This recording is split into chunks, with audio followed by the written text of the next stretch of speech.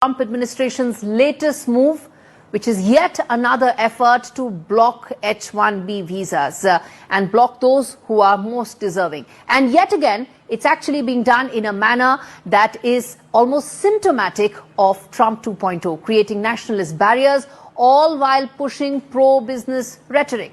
Now, what has happened is, after hiking fees, increasing scrutiny, there's yet another layer of uncertainty that is being added. And this time around, LinkedIn accounts of candidates are being screened. Ostensibly, candidates' profiles will be screened and vetted for those, and red flags will be raised for those whom they find have curbed freedom of speech. And anyone or their families found to be curbing the same will not get an H-1B visa. Let's get in Rohit Sharma, who's an immigration expert, for a quick update on how much of an impact this will be. Now, Rohit, there have already been multiple efforts by the Trump administration in the past, repeated screening, additional provisions being added, fees being increased.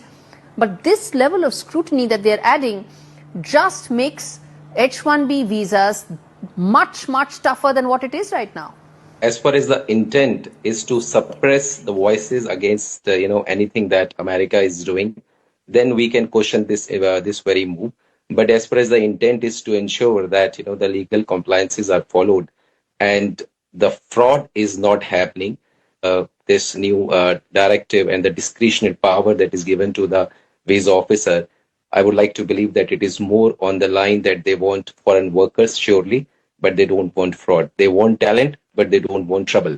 Defines that, because that is where the real problem is. Too much of discretionary power to those who will be vetting these applications means it is their personal decision and discretion that will actually apply, no standardization. Yes, too much of discretionary power given to anyone actually will lead to judgments, which again cannot be challenged. So what happens, with these kind of announcements? As an applicant, you start thinking whether you should apply or not, or you start fearing refusal more than anything else.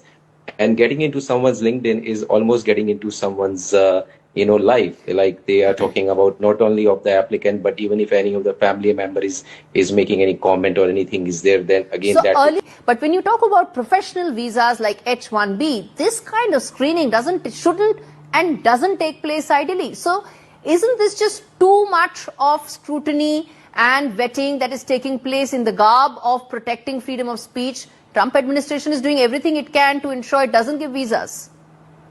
Yeah, that is there. But at the same time, Trump administration, I'm sure, is knowing it very well that 70 to 75% of H-1B visas across the world happens through India itself, right? And then Amazon, Google, Microsoft, these are the companies that are depending on this talent only.